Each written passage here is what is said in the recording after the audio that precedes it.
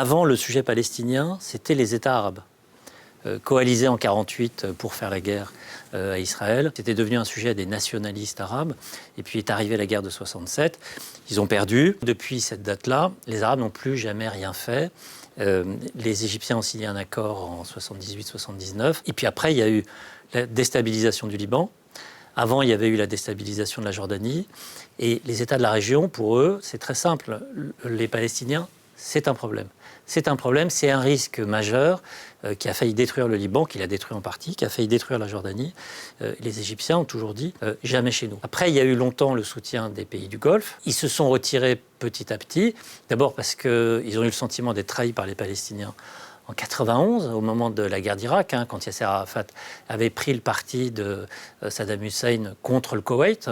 Après, ils feront en fait, ce qu'on attend d'eux, c'est-à-dire qu'ils vont payer. La reconstruction, ce sera plus ou moins business-friendly, la Riviera de Trump, ou quelque chose d'un peu plus traditionnel. Les diplomates arabes détestent les Palestiniens. Parce que pour eux, ils n'ont créé que des problèmes. Ce sont par ailleurs, ils les considèrent que c'est des enfants gâtés, parce qu'on a fait énormément pour eux. Et en fait, la guerre à Gaza, c'est très frappant. N'a rien changé. Il n'y a pas un État arabe qui a rappelé son ambassadeur. Tout le monde est en stand-by, tout le monde regarde, et il y a le boss de la région, c'est Netanyahou. Par contre, ce qui est vraiment nouveau et très important, c'est qu'ils ont compris que celui qui pouvait déstabiliser la région, ce n'était pas l'Iran, maintenant c'était Israël.